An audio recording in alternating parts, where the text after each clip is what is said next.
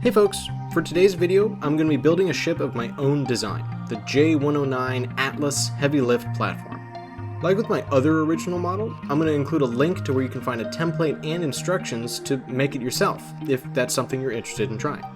My intention for the future is to have templates and instructions for all my original designs going forward, but I don't have any serious plans for how often I'll release them.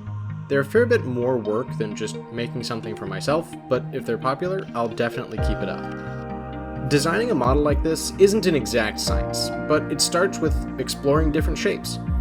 I wanted to keep the geometry relatively simple, but have an interesting silhouette. Eventually I settled on this shape, and then got to figuring out the sizes the parts would be and what kind of internal structure it might need to have. To get started with building, here's all the tools I'll need.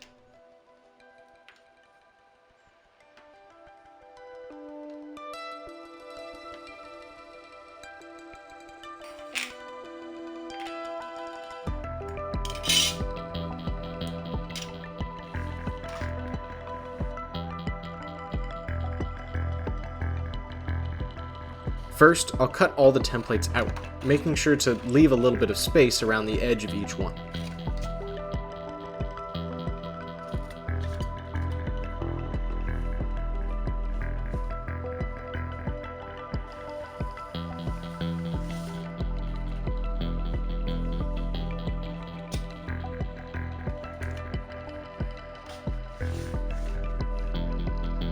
This piece of plastic art is a little wobbly along the edge, so I'm not going to bother with being precise and just slap the template down wherever.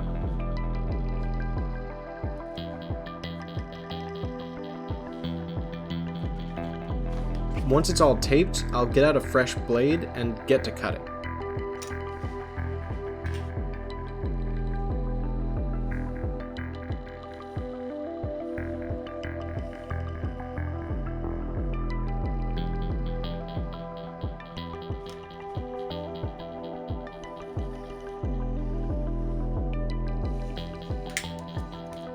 Don't forget to label the pieces before you pop them out, or you will immediately forget which piece is which. They're legible, I promise.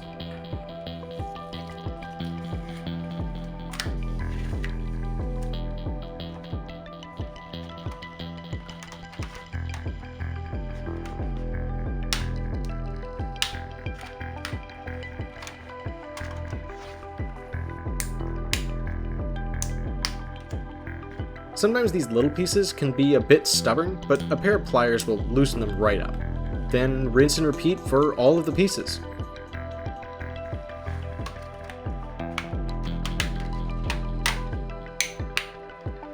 I'm going to start with just the aft section for right now. Once everything is all cut out, labeled, and arranged, we can get to assembling.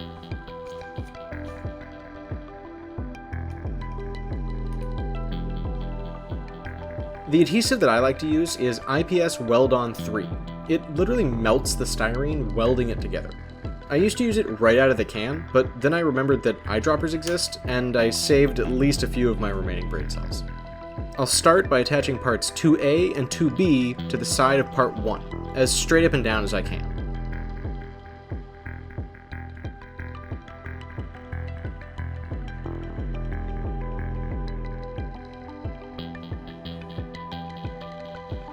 Once they're in place, parts 3A and 3B go in the middle, helping support the 2s.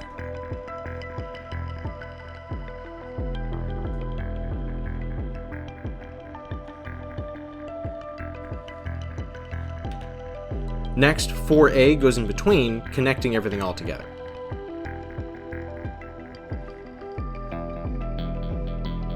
Once that's in place, I'll do the same thing on the opposite side, using all the remaining pieces.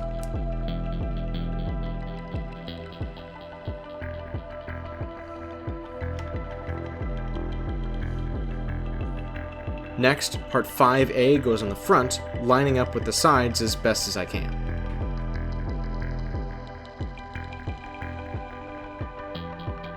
The 6 pieces will go on the sloped parts here, but they tend to leave a big gap. To fix that, I'm going to sand their edges down so that they're angled in order to fit a little closer. Now I'll just do that for the other side too.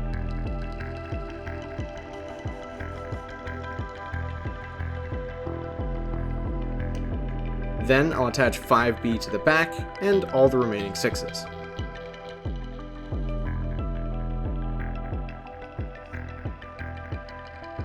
Now, I want to put a lid on this, but the edge here is pretty bumpy. To smooth it out, I've got some 220 grit sandpaper I'll throw down, and then just get to work.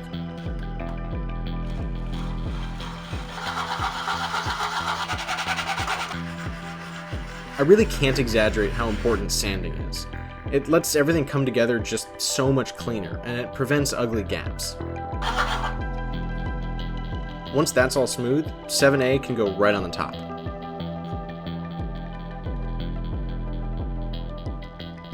The 8s also slide in at an angle, so I'll sand down their edges too.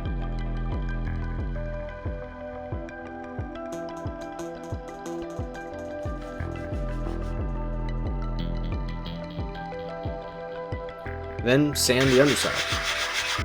And now 7B can plop right into place. Give it all one last pass of weld on, and then sand off the whole dang thing.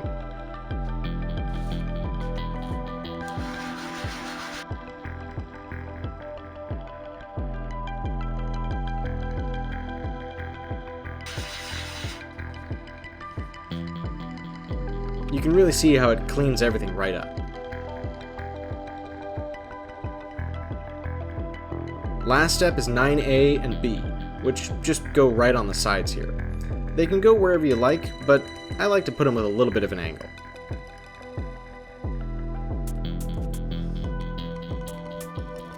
Now to start in on the 4 section. Once I've got all the parts cut out, the first that I'll need are 10A and the 11s. These just go right on the side here, as upright as I can manage.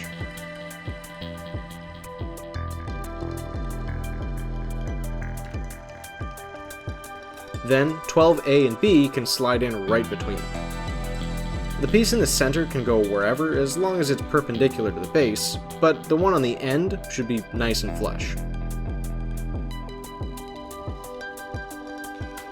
Then 13A and B can go right on the sides here.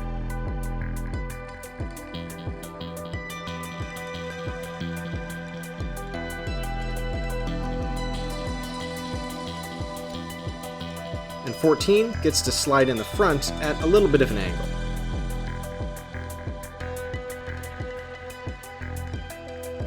Sand it all for good measure, and then 15 goes on top. Then give the whole thing a good sanding to smooth everything right out.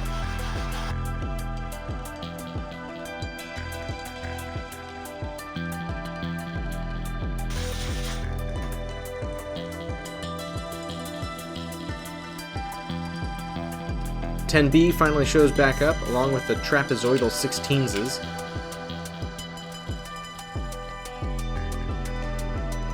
To make extra sure they stay straight, I held up the 16s on the end with gussets.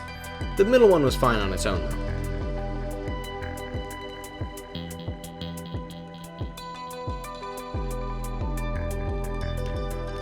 "17A and B go on the sloped sides here.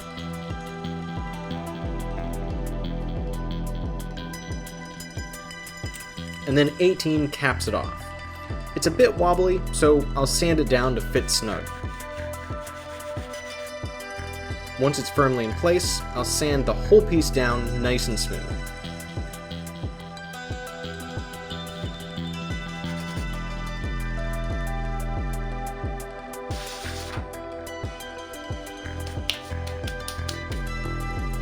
Next, I'll flip it over and put 19 here right in the center.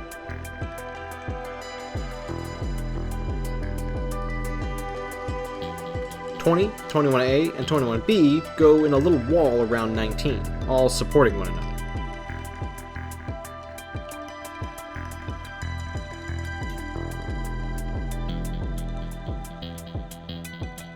Then last, 22A and B go right on the end at jaunty little angles.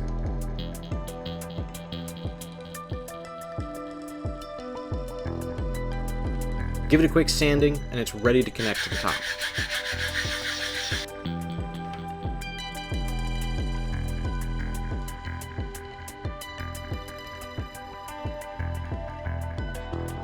A little bit more sanding on the 4 section.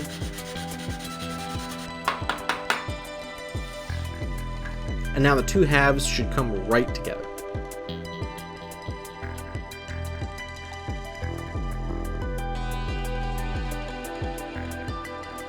If you've at all doubted how important sanding is, here's this model compared to the prototype I built with almost no sanding at all. You can see how obvious these gaps are.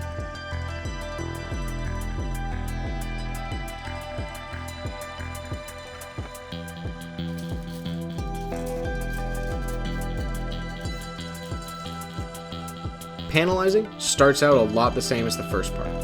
Cut out the templates, then cut out the plastic.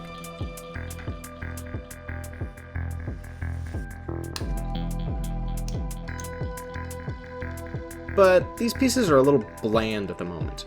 I want to give them a little bit more visual interest. I'll start by breaking up the big panels into several smaller ones.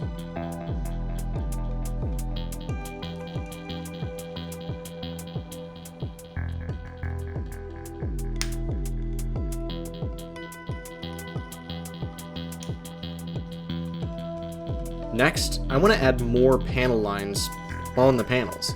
I like to do this with a machinist's scribe, like this one.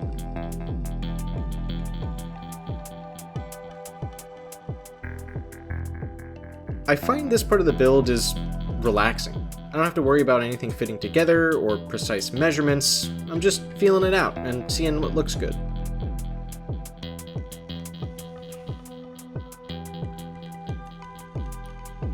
The last thing I'll do with these panels is cut out some notches or lop off the corners to keep things from getting too regular. I make sure to keep all the little cutouts because I'm going to use them later.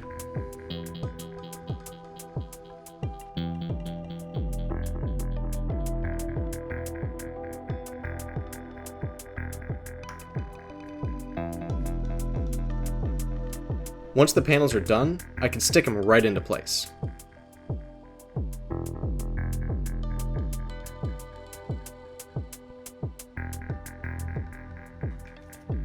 Then I do it again. Subdivide, add panel lines, cut out notches, and attach them where they belong.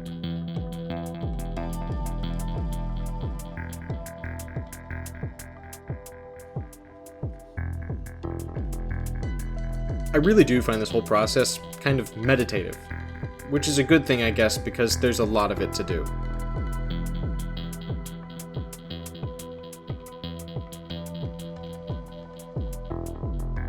Now that all the panels are in place, here's all those cutouts I saved.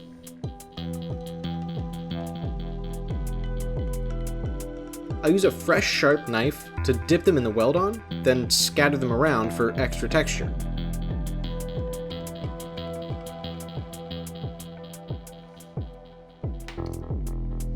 Next, it's time to take advantage of these designated Greeblies wells that I've put here and here. Pick out some of my favorite bits, then put the rest back in their drawer.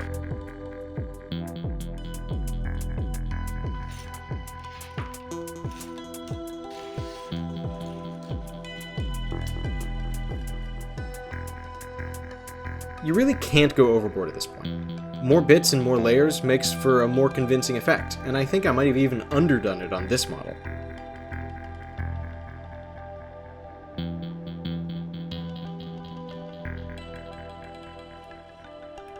I got a bunch of these 1/32 scale tank wheels that work great for the big engines on the back here.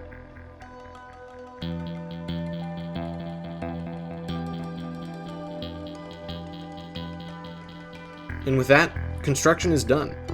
And just to prove this wasn't a one-off, here's the second one I made off camera just for myself.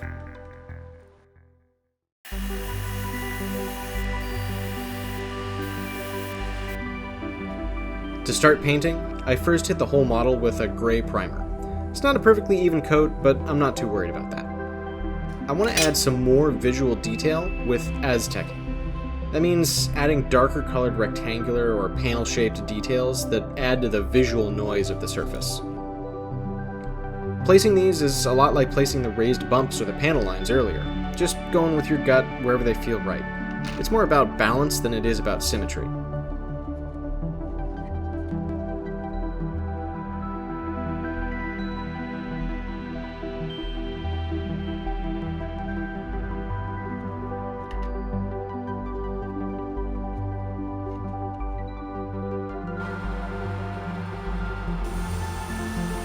I spray everything with a very light coat of white acrylic, and now I can start the unmasking.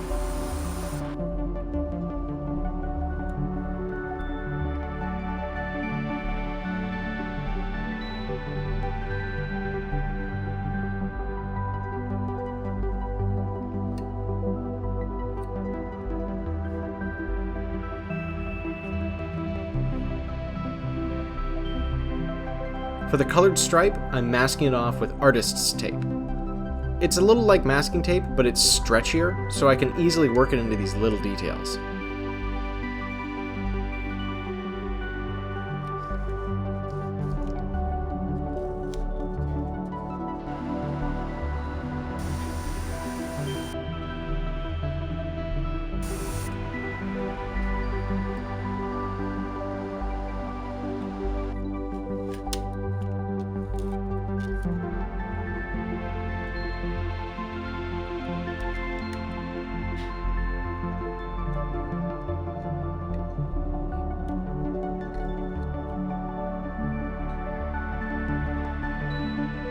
To add chipping detail, I've just got a bit of sponge and a light gray acrylic paint. It's honestly hard to go overboard at this point. Every time I think I've overdone it, I can add more and it still looks just fine.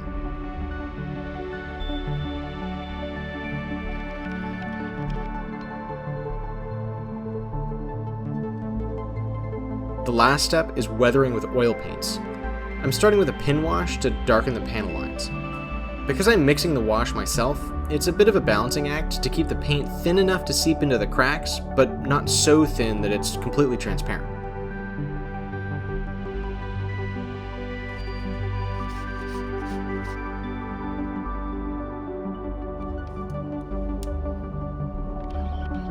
And with that, I think it's done. Overall, I'm real happy with how this model turned out. So much so, in fact, that I fully built and painted 2 of them, just for good measure. There's also something very satisfying about it being my own design. I'll keep doing both kinds of videos, originals and working from art, but since these are a lot more time-consuming, I'll probably save them for special occasions. If you want to build this model yourself, I've included a link below to where you can find the template. Big shout out to all the excellent people who've bought the template for my previous model already. It's probably the best way you can support the channel directly, but liking and subscribing is a close second. If you do end up building an Atlas or anything else I've designed, I would love to see it, and you can share with me on Twitter or Instagram or anywhere else you can find me on social media. I'm Sublight Drive just about everywhere. Thanks for watching, and I'll see you next time.